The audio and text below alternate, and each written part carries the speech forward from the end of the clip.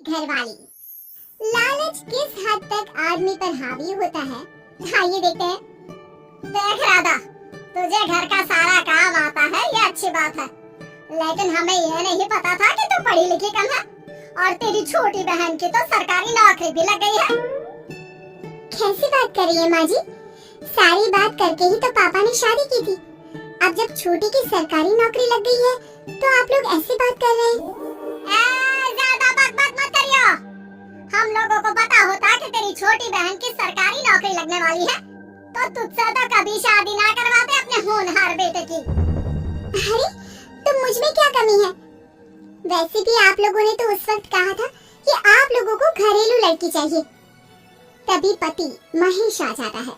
देख राधा, सौ की सीधी एक बात बता देता हूँ, तू जा और अपनी बहन को बोल कि उसे यहाँ रहकर अपनी कमाई हम लोगों को देनी होगी जब तक हमारे सारे कर्जे उतर नहीं जाते, नहीं तो तू अपना बोरिया बिस्तर बांध और निकल मायके। राधा पति की बात सुनकर हैरान रह जाती है। दिमाग है भी क्या आप लोगों के पास? क्या बोले जा रहे हैं? साली को घर पर रखेंगे? अरे मोहल्ला समाज क्या कहेगा? और माना पिताजी को उसके पैसों की जरूरत नहीं है, लेकिन वो अपनी कमाई आप लोगों को क्यों देगी? अरे क्योंकि हम लोगों के ऊपर कर्जे हैं, समझी? या तो तू कमा कर ला या अपनी बहन को बोल कि अपनी बहन का घर बचाना चाहती है तो यहाँ आकर रहे। सभी मिलकर राधा को घर से निकाल देते हैं।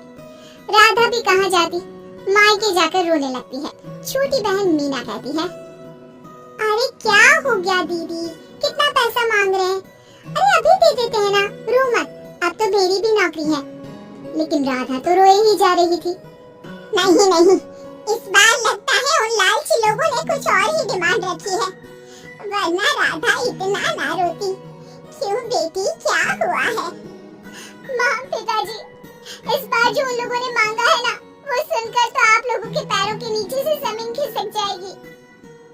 ऐसा क्या मांगा है दीदी? तुझे तुझे मांगा है।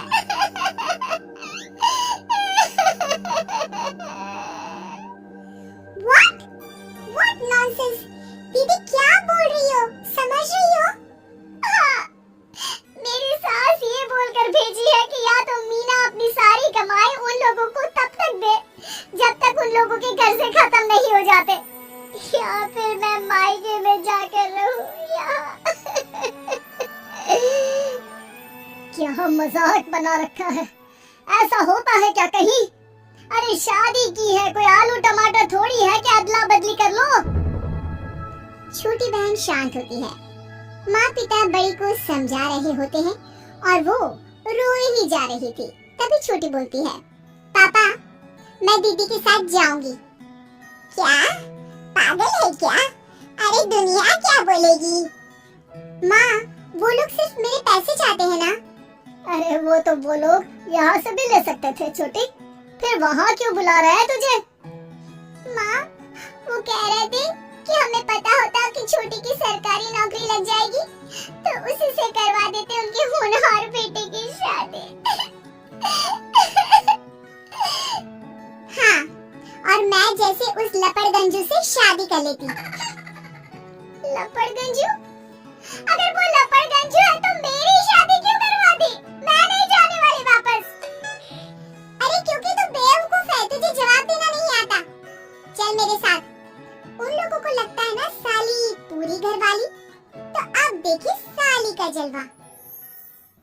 और शादीशुदा बेटी को पिता भी कितना घर बिठाते, उसकी ससुराल जाते हैं दोनों बेटियों के साथ। आइए आइए, ले आए अपनी कमाओ बेटी, ये अच्छा किया। समझदार आदमी की पहचान यही तो होती है। मुझसे बात करिए ना, मैं रहने आई हूँ इस घर में तो मेरी कुछ शर्तें रहेंगी। अरे वाह जी वाह, बहन के ससुराल में भी शर्तें? अरे और क्या, आप लोगों को मेरे पैसे चाहिए, दीदी घर का काम करेगी, इतना सब मिल रहा है। वैसे आप तो जानती है बाजार में बिना शर्तों के तो एक पॉलिसी भी नहीं मिलती है। बात तो ये सही बोल रही है, सरकारी नौकरी वाली लड़कियां ऐसा नहीं मिलती। हाँ हाँ ठीक है, अच्छा बोलो छोटी बहू, क्या शर्तें हैं तुम्हारी? मैं कोई काम नहीं करूंगी। कैसी बात कर रही हो छोटी बहू, तुम नौकरी करोगी?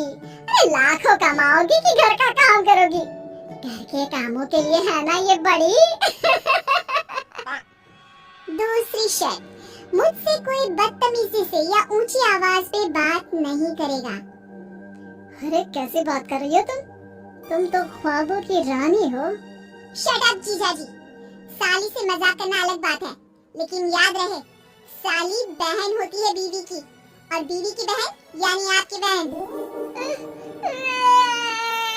माँ ये क्या बोल रही है? बहन। अरे ना बेटा, मैं हूँ ना, बात करती हूँ ना, रो मत बच्चा, रो मत। खैर, पिता दोनों बेटियों को छोड़कर चले जाते हैं अगली सुबह। अरे सरला, जल्दी से मेरा और तुम्हारी बहन का खाना पैक कर दो, हम लोग ऑफिस के लिए निकल रहे हैं। लेकिन सरला तो सोफे पर बैठकर टीवी देख रही होती है। देखो जी, मेरी बहन पैसे कमा रही है तो मैं क्यों काम करूं? याद है ना मम्मी जी क्या बोलती थी कि मेरा बेटा पैसा कमा रहा है तब सारा काम मैं करती थी। अब मेरी बहन कमा रही है तो मैं भी काम नहीं करूंगी। हाँ। अरे साली साहिबा, चलिए ना, मैं आपको दफ्तर छोड़ देता हूँ, क्या रेपुटेशन बनेगी हमारी। हाँ हाँ जीजा जी, चलिए, आज आपकी ये इच्छा भी पूरी कर देते हैं।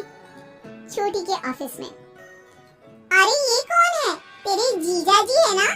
ये कैसे तुझे छोड़ने आ गए?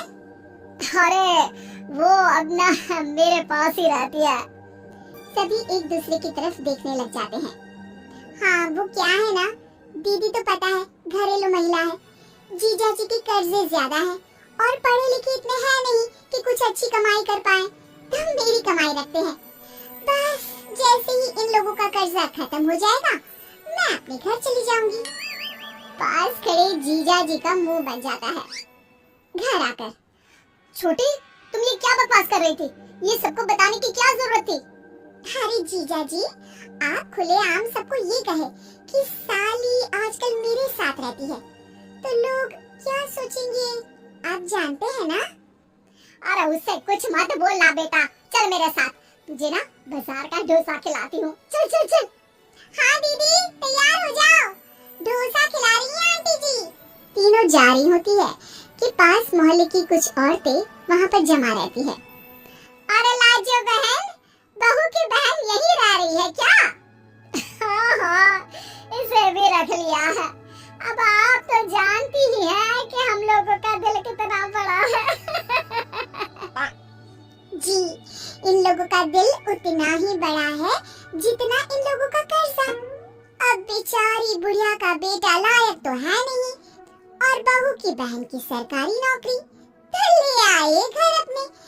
इनका कर्जा अब मेरी कमाई से ही तो खत्म होगा ना।